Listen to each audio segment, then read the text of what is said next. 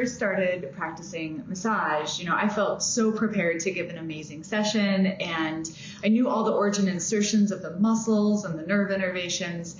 But what really surprised me was that my clients came in with, they're complaining about their stress and their pain and their tension.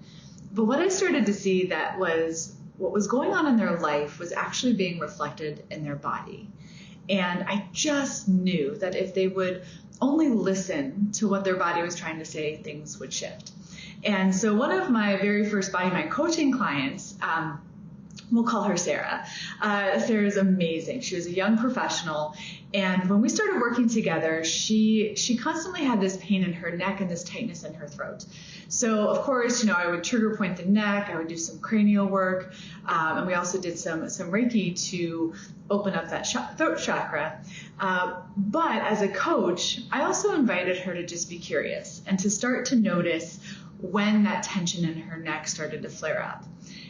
And here's what is crazy. So she comes back the next week and she's talking, she comes back with this huge realization that her throat starts to tighten in those moments where she feels this wave of wanting to speak up and say something, but then she shuts it down with her brain, right? Has that ever happened to you where you're like, I feel like I should say this, but you second guess yourself and you hold it back?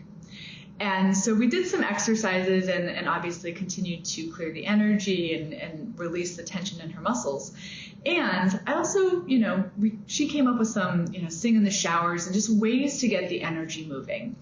And here is the craziest part, because she comes back the next time and she's talking about how she was at a meeting at work and her boss kept putting her on this project that she was good at doing it, but she knew that if she was on this project over here, that, it was just where her heart wanted to be.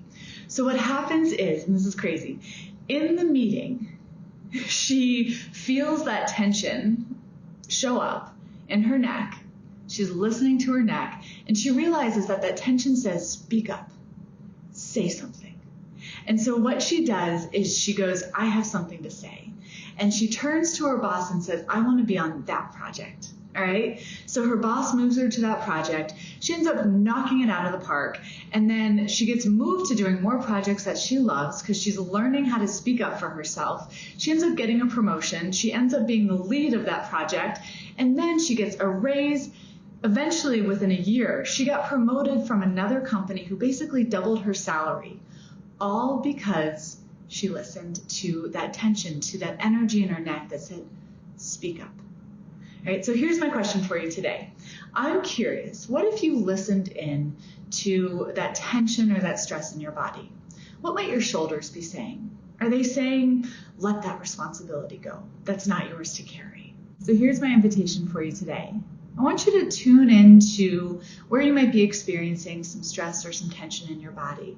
And just ask yourself, if that tension, if that stress, if that energy had a voice, what is it trying to say? Maybe the tension in your shoulders is saying, you're carrying too much responsibility. Ask for support. Maybe that knot in your stomach is saying that you're allowed to feel how you feel. Maybe the tension in your hands are about holding on to something too tightly. Maybe you can start to loosen your grip. Just start to tune in and listen, because your body is talking. And when you start to listen and actually live it in your life, you find freedom. One of the things I love to say is your body always talks first.